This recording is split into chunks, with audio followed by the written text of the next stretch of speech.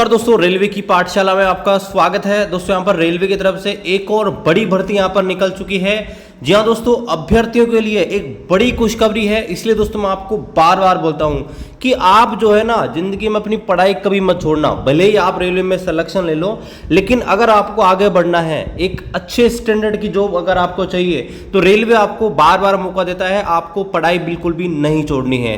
तो चलिए देखते हैं यहाँ पर रेलवे की तरफ से एक और बम्पर भर्ती यहाँ पर निकली है। सभी जो गवर्नमेंट एम्प्लॉई हैं इस जोन के, उनके लिए बड़ी खुशखबरी है। चलिए देखते हैं पूरा अपडेट यहाँ पर, क्या इसकी एलिजिबिलिटी है, कौन कौन अप्लाई कर सकता है, सिलेबस यहाँ पर क्या रहने वाला है। चलिए शुरू करते हैं।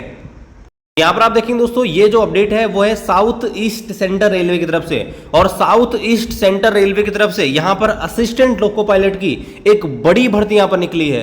और यहाँ पर दोस्तों मैं आपको एक और चीज क्लियर कर देना चाहूंगा कि साउथ ईस्ट सेंट्रल रेलवे से जो ओपन कोटा से भर्ती जो निकली है, आपने देखा कि जो असिस्टेंट लोको पायलट की भी भर्ती निकली है CN 01 2024 की, उसमें आपने देखा कि टोटल जो भर्ती है वो 5696 पद यहाँ पर निकले थे। और अगर यहाँ पर साउथ ईस्ट सेंट्रल रेलवे की तरफ से अगर आप देखेंगे, तो साउथ ईस्ट सेंट्रल रेलवे में जो टोटल जो भर्ती निकली थी वो आप यहां पर स्क्रीन पर देख सकते हैं। वो दोस्तों आपके सामने निकली थी 1192, यानी कि आप इनको मोटा मोटा 1200 वैकेंसी यहां पर मान सकते हैं। और यहां पर देखेंगे तो जो आपका साउथ ईस्ट सेंट्रल रेलवे है, इसमें कई डिवीजन यहां पर हैं जिनने मिलाकर यहां पर आपकी 1200 वैकेंसी यहां पर निकाली है। लेकिन यहां पर आप देखेंगे कि आपका जो साउथ ईस्ट सेंट्रल रेलवे का सिर्फ एक डिवीजन है, नागपुर डिवीजन, और नागपुर डिवीजन ने दोस्तों आप देखिए यहां पर कमाल कर दिया, 598। जी हाँ दोस्तों, 600 वैकेंसी यहां पर निकाल दी गई है। इसलिए दोस्तों मैं आपसे बार बार कहता हूं कि जब आप रेलवे में एक बार सिलेक्शन ले लेते हो, तो आपको दोस्तों रेलवे बार बार मौका देता है आगे बढ़ने का। तो यहां पर देखिए कौन इसके लिए अप्लाई कर सकता है।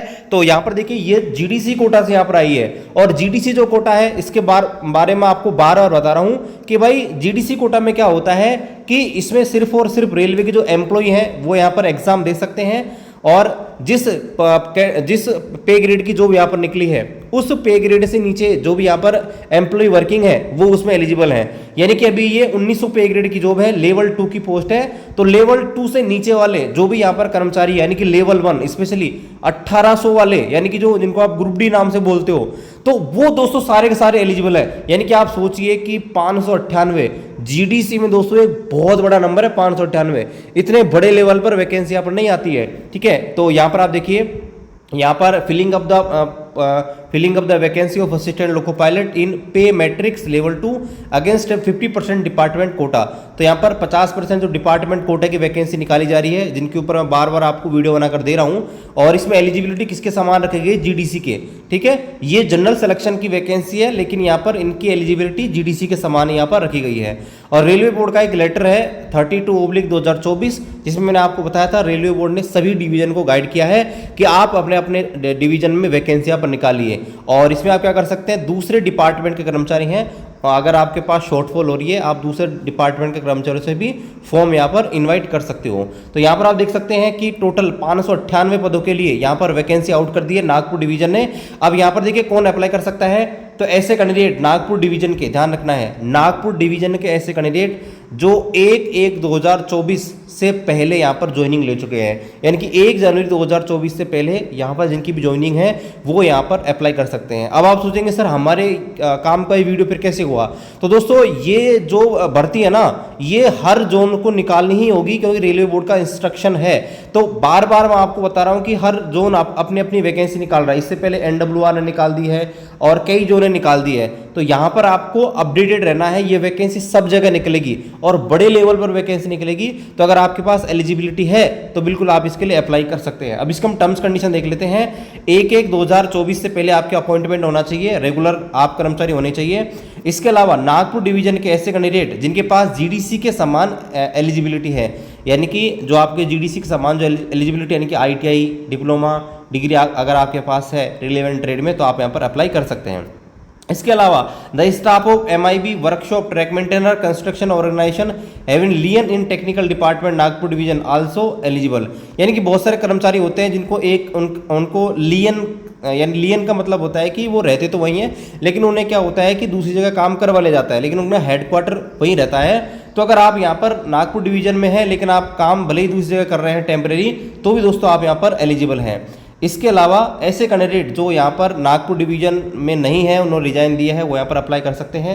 यहाँ पर क्लियरली मेंशन है कि जो लेवल 1 वाले कर्मचारी हैं वो यहाँ पर एलिजिबल है और उनके पास अगर डायरेक्ट रिक्रूटमेंट कोटा के समान आपके वो है एलिजिबिलिटी, तो भी आप अप्लाई कर सकते हैं। यहाँ पर एक चीज़ और है, all regular employ level 2 possessing prescribed education qualification, अगर आप लेवल 2 के हैं तो भी दोस्तों यहाँ पर अप्लाई कर सकते हैं। देखिए असिस्टेंट लोको पायलट की भर्ती है, 1900 पे ग्रेड की है, और अगर आप 1900 पे ग्रेड में ऑलरेडी जॉब कर रहे हो तो भी दोस्तों आप फॉर्म फिल कर सकते हो। लेकिन टर्म्स कंडीशन ये है कि अगर आप पहले से ALP हैं आप नहीं कर सकते। आगे अगर आप नॉन सेफ्टी के हैं तो यहाँ पर अप्लाई कर सकते हैं, सेफ्टी कैटेगरी के हैं तो भी यहाँ पर अप्लाई कर सकते हैं। लेकिन अगर आप पहले से असिस्टेंट लोको पायलट हैं तो आप दोस्तों GDC वाले एग्जाम यहाँ पर नहीं दे सकते, ठीक है। यहाँ पर एक क्लियर मेंशन है और ये नागपुर डिवीजन की है, अलग अलग डिवीजन अपने अपने हिसाब से निकालेंगे, तो जैसे आपकी डिवीजन में निकलती है आप दोस्तों फॉर्म फिल कर दीजिएगा। मेडिकल स्टैंडर्ड आपका A1 मेडिकल स्टैंडर्ड इसमें मांगा जाता है। और एजुकेशन क्वालिफिकेशन आप देखेंगे तो यहाँ पर बता रखा है कि आपके पास रेलवे में ITI या फिर अप्रेंटिस होनी चाहिए या डिप्लोमा होना चाहिए mechanical, electrical, electronics, automobile engineering के अंदर, ठीक है। इसके अलावा यहाँ पर देखेंगे तो यहाँ पर ये भी आपके हैं फिटर, इलेक्ट्रीशियन, और ये भी हैं, ये भी दोस्तों आपके एलिजिबल हैं।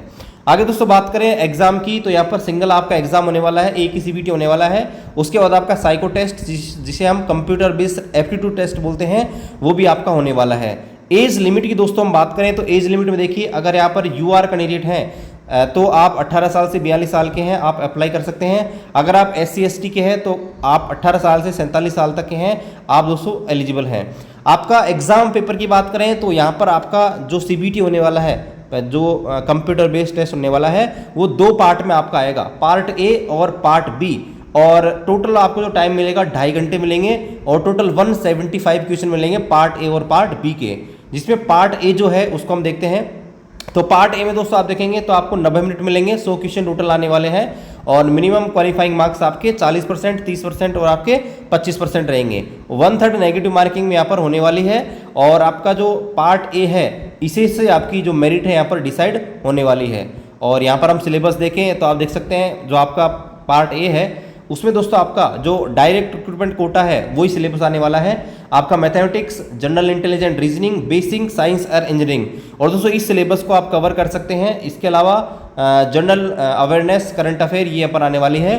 तो दोस्तों ये जो सिलेबस है इसको आप ये नीचे आपको स्क्रीन पर जो यहाँ पर बुक्स दिखाई दे रही हैं उनसे कवर कर सकते हैं पूरा का पूरा सिलेबस। मैथमेटिक्स के लिए आप रेलवे में जो प्रीवियस ईयर क्वेश्चन पेपर की बुक है उसको ले सकते हैं, जिसमें रेलवे के सारे क्वेश्चन पेपर आपको मिल जाएंगे। इसी प्रकार रीजनिंग के लिए आप दोस्तों ये वाली बुक ले सकते हैं, जिसमें आपको जो भी आपका इंटेलिजेंट रीजनिंग आई है पिछली सभी रेलवे के एग्जाम में, उनके टाइप वाइज और चैप्टर वाइज आपको सारे के सारे क्वेश्चन पेपर मिल जाएंगे। और इसी प्रकार दोस्तों आप जनरल अवेयरनेस के लिए ये वाली बुक यहाँ पर ले सकते हैं, जिससे आप अपना संपूर्ण को जो भी सिलेबस है उसको कंप्लीट कर सकते हैं। अब बात करें दोस्तों दूसरा पेपर जो होने वाला है वो आपका क्वालिफाइंग नेचर का होने वाला है। ध्यान रखना है इसका मेरिट नंबर नहीं जुड़ेगा और इसमें आपके 35% आपको नंबर लाना जरूरी है। और इसका सिलेबस कंप्लीट करने के लिए रेलवे में जो 2018 की भर्ती निकली थी उसके क्वेश्चन पेपर आप ले सकते हैं, जिसमें पार्ट A, पार्ट B जो भी यहाँ पर एग्जाम कंडक्ट हुए हैं उसका सारा सिलेबस इसमें मिल जाएगा।